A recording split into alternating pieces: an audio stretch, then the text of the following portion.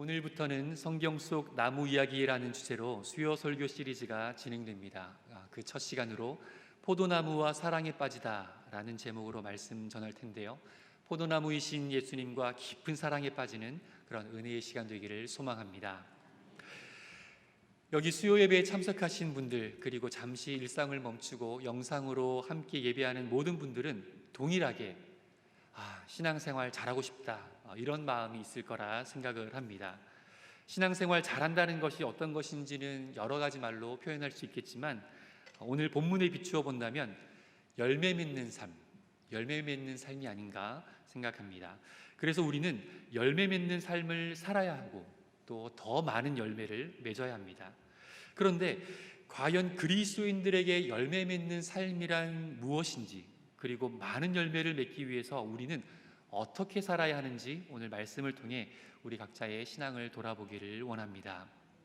마태복음 13장에 보면 예수님의 씨 뿌리는 비유 이야기가 나옵니다. 농부가 씨를 뿌릴 때에 덜어는 길가에, 또 덜어는 돌밭에 가시떨기 위에 떨어졌는데, 이러한 씨앗들은 새들이 먹어버리고 또 말라버리고 자라다가 어느 정도에 막혀서 더 이상 자라지 못해 열매를 맺지 못했습니다. 그런데 좋은 땅에 떨어진 씨앗은 30배, 60배, 100배의 결실을 맺게 된다는 그런 이야기입니다. 이 말씀은 많은 기도자들의 축복 기도에도 인용되고는 합니다.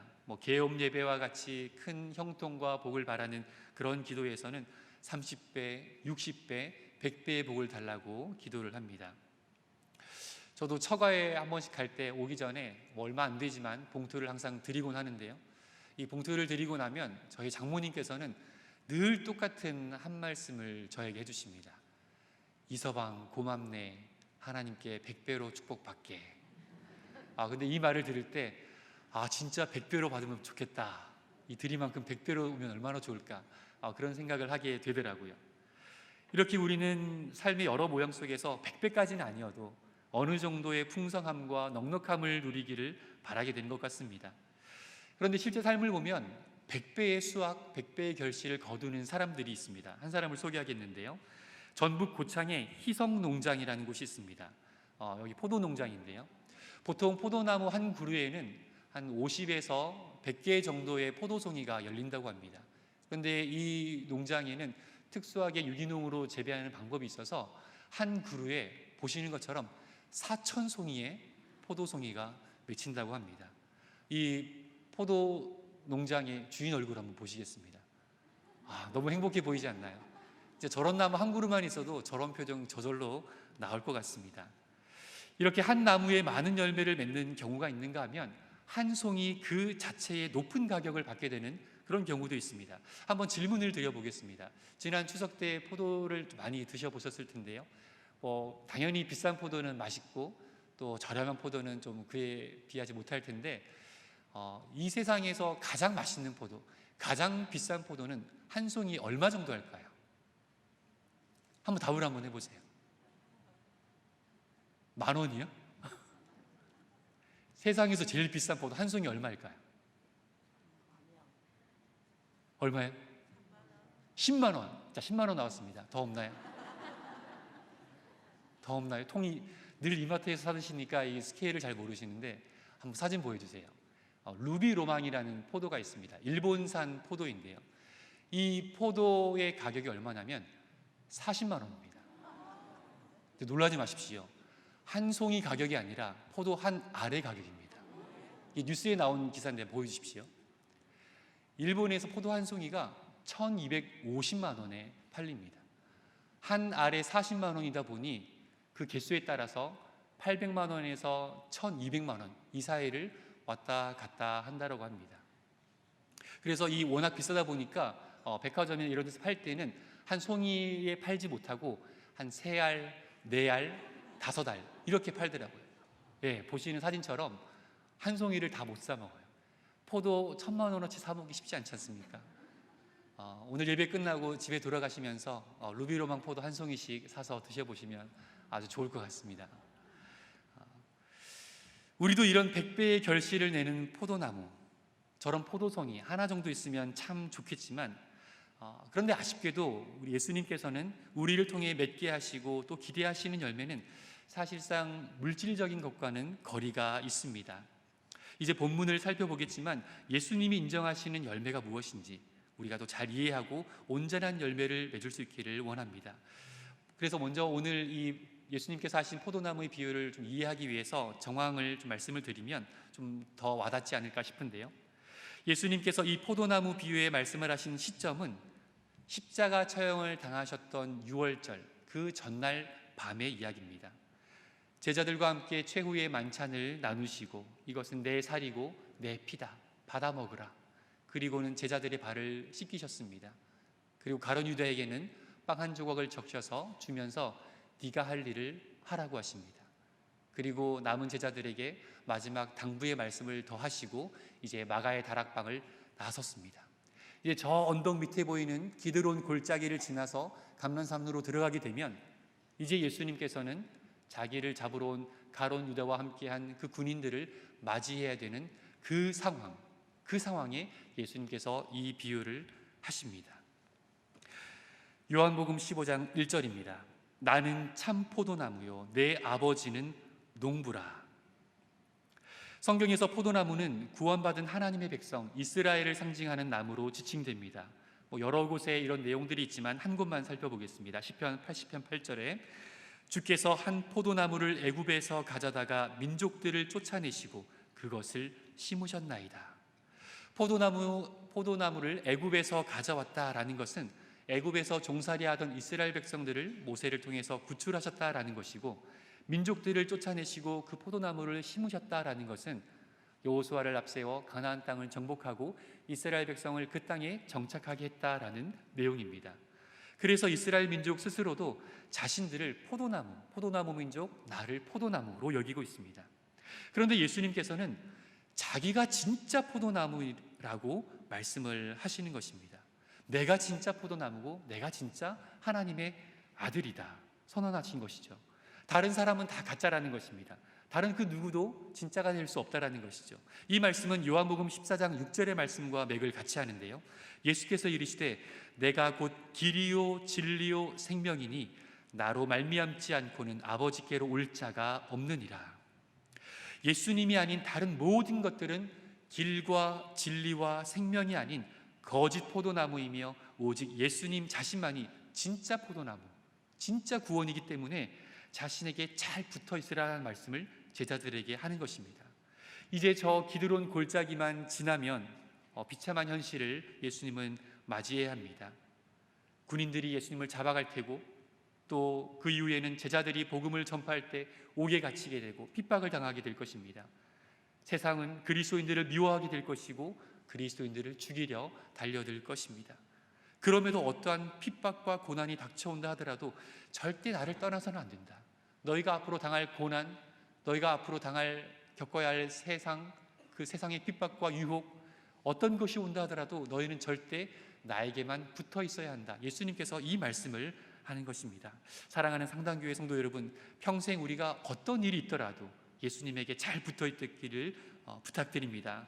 어떤 어려움이나 고난이 있어도 혹은 다른 어떤 좋은 것, 어떤 귀한 것이 있다고 하여도 예수님만 붙들고 사시기를 소망합니다. 예수님께 꼭 붙어 있어서 하나님이 기뻐하시는 열매 맺는 그런 신실한 주의 자녀로 살아가기를 축복합니다. 그렇다면 우리가 예수님께 붙어 있다라는 것은 어떤 의미일까요? 이런 그림으로 그릴 수 있는 그런 붙어 있는 것 말고 진짜 우리 삶에서 우리가 과연 예수님에 붙어 있는 삶은 어떤 것인가? 교회에서 정한 공예배를 잘 참석하면 되는 것인가? 매일 큐티를 하면 예수님께 붙어 있는 것인가? 어떤 삶을 사는 것이 정말 예수님께 붙어 있는 것인가? 예수님께 붙어 있어야 산다고 했는데 그 삶은 어떤 삶인지 오늘 본문에서는 같은 말의 내용을 여러 번 다르게 비슷하게 바꾸어서 표현을 합니다. 2절을 보면 내게 붙어 있어라 말씀하시고요. 4절에서는 내 안에 거하라, 9절에서는 나의 사랑 안에 거하라 이렇게 말씀하십니다. 그러니까 예수님께 붙어 있다라는 것은 예수님 안에 거하는 것이고 예수님 안에 거한다라는 것은 예수님 사랑 안에 거한다라는 것입니다. 그런데 이것도 충분하지 않은 것 같아요. 약간 좀 시적인 표현 같게 들립니다. 그럼 우리가 예수님 안에 거하고 예수님의 사랑 안에 거한다는 것, 그것은 여기서 마지막에 9절과 10절에서 설명을 하는데요, 하나님과 예수님과의 관계를 빗대어서 우리와 예수님과의 관계를 설명해 주고 있습니다. 9절입니다. 아버지께서 나를 사랑하신 것 같이 나도 너희를 사랑하였으니 나의 사랑 안에 거하라. 내가 아버지의 계명을 지켜 그의 사랑 안에 거하는 것 같이 너희도 내 계명을 지키면 내 사랑 안에 거하리라. 아멘. 예수님께서 하나님의 사랑 안에 거할 수 있는 이유는 하나님의 계명을 지켰기 때문인 것처럼 우리도 예수님의 계명을 지키면 예수님의 사랑 안에 거하게 되는 것이라고 말씀하십니다. 따라서 예수님의 계명을 지키는 것, 예수님의 말씀에 순종하는 것, 그것이 예수님의 사랑 안에 거하는 것이고, 그것이 또 예수님 안에 거하는 것이고, 그것이 또 결국에는 예수님께 붙어있는 신앙이 되는 것입니다.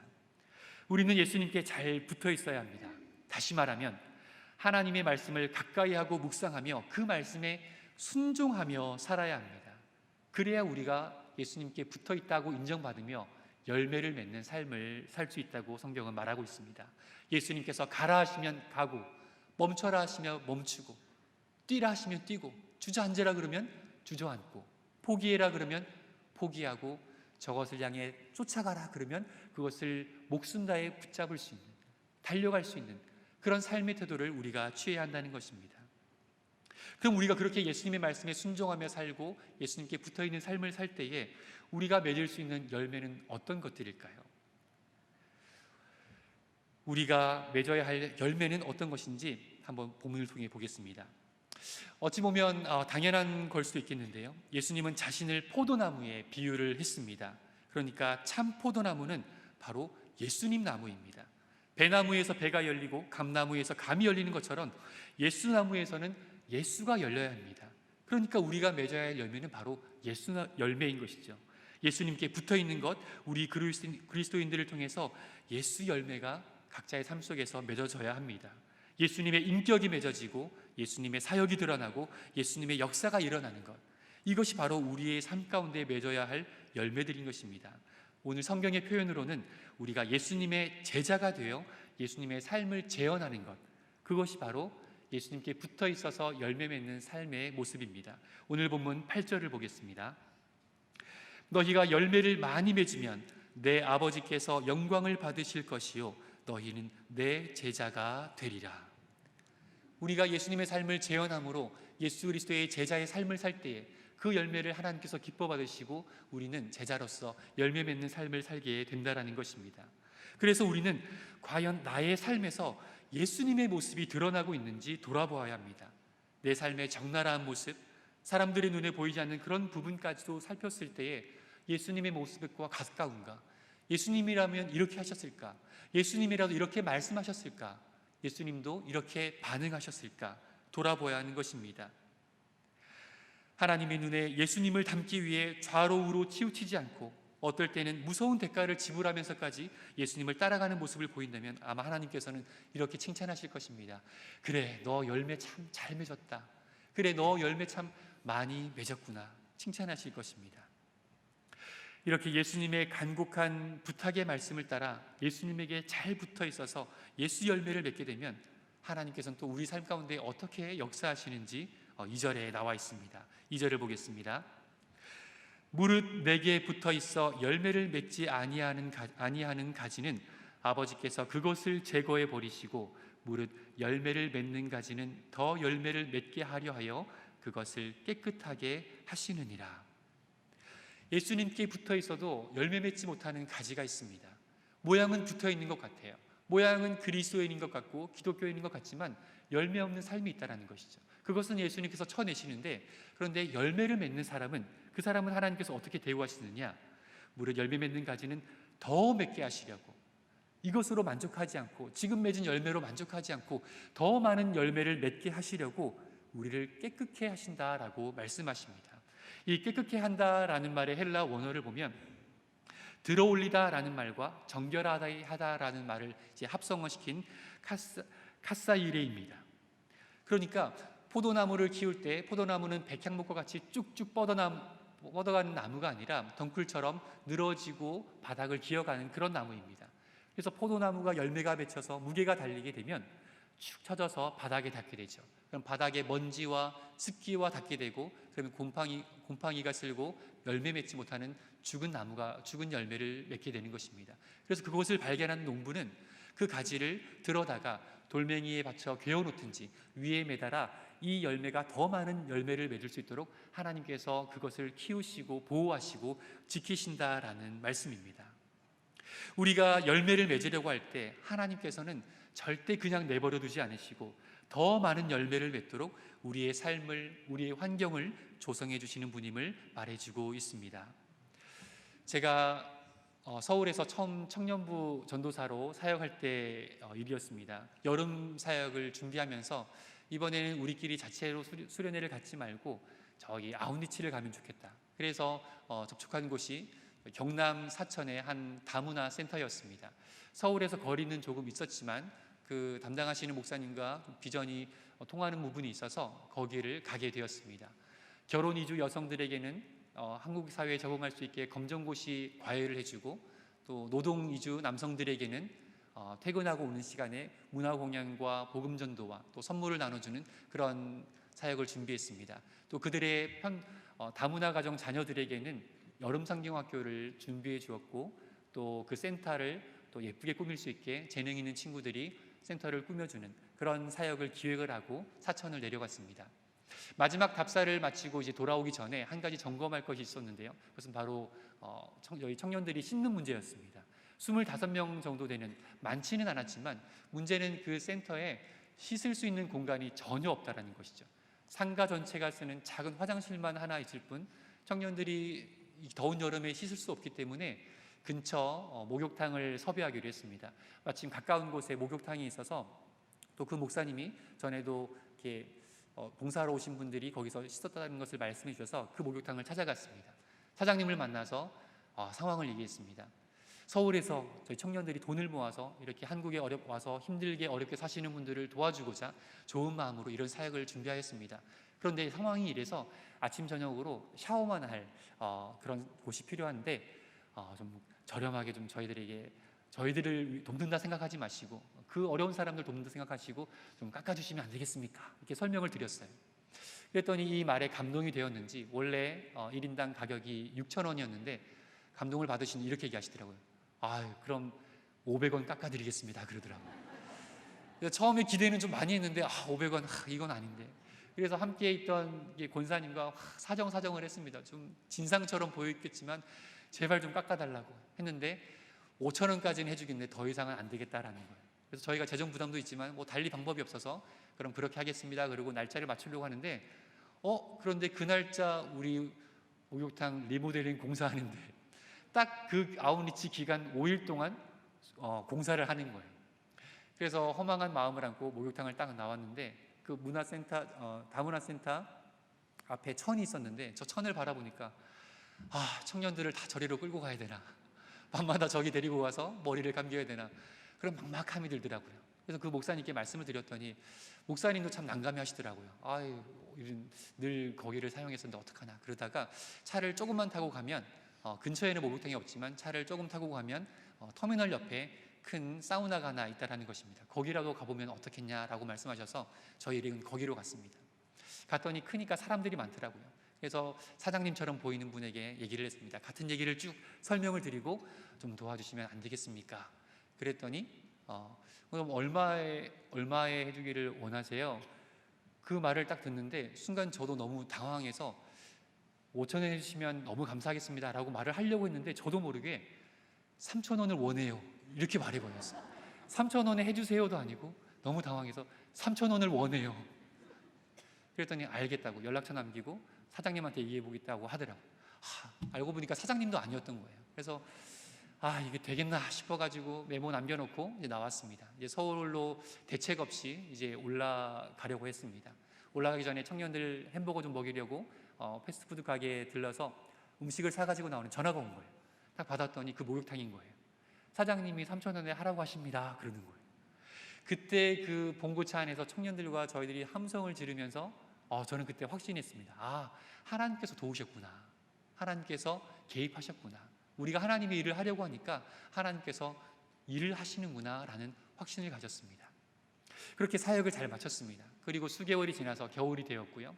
그리고는 그 사천을 이제 잊고 살다가 하루는 제가 수요 예배 때 말씀이 끝나고 통성기도하는 중에 갑자기 그 목사님이 생각이 나는 거예요.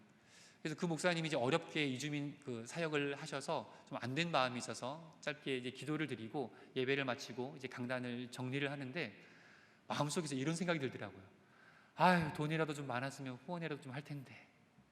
그런데 놀랍게도 그렇게 혼자 독백을 한 1분이 채 되지 않은 시간에 뒤에서 저를 툭툭 치더라고요. 그래서 봤더니 평소 잘 얘기도 없던 한 성도님이셨는데 봉투를 하나 주시면서 전도사님 필요하신데 쓰세요 하고 그냥 가시더라고요. 신방이 있었던 것도 아니고 목사 안수가 있었던 것도 아니고 그냥 오셔서 그걸 툭 주고 가시더라고요. 그때 정말 소름이 돋았습니다. 하나님께서 이분에게 보내주시라고, 나를 주신 게 아니라 이분에게 보내라고 주신 거구나. 그래서 바로 연락을 드려서 보내드린 기억이 납니다. 우리가 하나님의 일을 하려고 할 때, 하나님의 감동에 순종하려고 할 때, 하나님의 뜻이 있는 곳에 내 마음을 두려고 하고 하나님이 원하시는 일을 하려고 할 때, 그때 우리는 다 할 수 없잖아요. 우리의 능력은 한계가 있고 나의 재주도 한계가 있고 나의 수준도 정해져 있기 때문에 하나님의 원대하신 일들을, 놀라운 일들을 우리는 다 헤아릴 수도 할 수도 없습니다. 그래서 하나님께서는 열매를 맺으려고 노력하고 나에게 붙어있는 자들을 하나님께서는 찾으셔서 들어 올리셔서 더 많은 열매를 맺을 수 있게 응원하시고 지원하시고 잘 붙어있게 지켜주신다라고 약속하셨습니다. 사랑하는 상당교회 성도 여러분, 우리가 하나님이 기뻐하시는 일을 하려고 할 때, 하나님께서 주시는 감동에 순종하려고 할 때 하나님께서 일하신다는 것을 믿으시기 바랍니다. 무릇 열매 맺는 가지는 더 열매를 많이 맺도록 역사하실 것입니다. 세상에서는 똑똑한 농부의 손에만 붙들려도 한 송이에 1,000,000원짜리 열매를 맺게 됩니다. 하물며 전능하신 하나님의 손에 붙들릴 때, 온 우주의 창조주이신 하나님의 손에 붙들릴 때, 그때는 우리에게 어떤 열매가 맺어지게 되겠습니까? 바로 이 세상의 어떤 부유함과도 비교할 수 없는 위대한 예수 그리스도의 열매를 맺게 될 것입니다. 그것은 세상이 감당할 수 없는 사랑의 열매이며 세상이 줄 수 없는 구원의 선포일 것입니다. 세상 사람들은 두려워 떨며 무서워하는 귀신의 역사이지만 그것이 우리의 열매를 통해서 떠나가게 될 것입니다. 질병이 치유되고 기적을 경험하게 되는 그 은혜의 열매를 맺게 될 것입니다. 그리고 이러한 열매들을 통해서 영광스러운 하나님의 나라가 이 땅 가운데 세워지게 될 줄로 믿습니다. 말씀에 순종함으로, 그렇게 예수님께 온전히 붙어 있음으로, 예수님 안에 거함으로, 예수님 사랑 안에 거함으로, 예수님의 말씀에 순종하고 아멘으로 화답하고, 비록 아닌 것 같아도, 비록 내 생각과 틀린 것 같아도 그럼에도 그 말씀에 순종하여 한 발 한 발 내딛고 열매를 맺어가려 하고 더 많은 열매를 맺으려고 노력하고 기도할 때에, 그때 하나님께서 붙잡으시고 들어올리시고 깨끗게 하시고 정결케 하시고 힘주시고 양분을 공급해 주시고 도움의 손길을 붙여주셔서 우리가 능히 더 많은 열매를 맺게 될 줄로 믿습니다. 말씀에 순종함으로 예수님께 온전히 붙어 있어서 하나님이 기뻐하시는 신령한 열매를 무성히 맺는 그런 신실한 주의 백성들 되기를 간절히 축복합니다. 사랑의 하나님 아버지, 감사드립니다. 죽을 수밖에 없는 저희들, 아무런 소망 없는 저희들을 구원하시려 독생자 예수 그리스도를 이 땅에 내어주시고 우리가 받아야 할 그 모든 죄값들, 진노와 저주를 아들 예수에게 대신 다 쏟아부으신 그 크신 사랑과 은혜에 감사를 드립니다. 우리가 어떤 구원을 입었는지, 어떻게 구원받았는지, 어디서 구원을 입었는지 잘 깨달아서 늘 주님께 붙어있는 신실한 신앙인의 삶을 살게 하여 주옵소서. 세상 그 어떤 유혹이 몰려온다 하더라도, 세상 그 어떤 좋은 것이 나를 미혹한다 하여도 그것에 미혹되지 아니하고 날마다 주님께 붙어 있어서 주님의 말씀을 따르며 주님의 말씀을 들으며 그 말씀에 순종하고 아멘함으로 귀한 열매를 맺는 믿음의 사람들 되게 인도하여 주옵소서. 분별하게 하시고 세상의 모든 가치를 영적인 눈으로 보게 하셔서 미혹되지 아니하며 오직 주님께만 붙어 있어서 예수 그리스도 열매를 맺는, 그리하여 예수님의 인격으로 살아가며 예수님의 역사를 내 삶 가운데 재현하며 예수님이 기뻐하시고 원하시는, 그리하여 하나님이 기뻐 받으시는 하나님의 나라가 세워지는 열매들이 우리 삶 가운데 풍성히 일어나게 하여 주시옵소서. 기도의 마스터 영성 훈련이 진행 중에 있습니다. 이 가운데 주님께서 은혜를 더하셔서 온 성도들이 사모함으로 이 영상을 참여하게 하시고 이 훈련을 통하여서 기도의 사람이 될 수 있기를 원합니다. 더 많은 기도하게 하시고 더 깊은 기도하게 하시며 모두가 다 기도의 사람이 되어서 우리 가운데 있는 영육간의 모든 문제들을 하나님의 도우심과 능력으로 능히 해결할 수 있는 믿음의 사람들로 서게 하여 주옵소서. 이 모든 과정 가운데 한 사람도 낙오되지 않게 하고 끝까지 모두가 이 신앙의 경주를 잘 감당하여서 우리 온 성도들이 영적으로 충만해지며 그리하여 선교적 교회의 사명을 더욱더 잘 감당하는 복된 풍성한 교회가 되게 은혜를 내려 주옵소서. 모든 것에 함께 하시고 앞으로도 역사하시고 일하실 주님을 기대하고 찬양하오며 모든 말씀 예수님의 이름으로 기도합니다.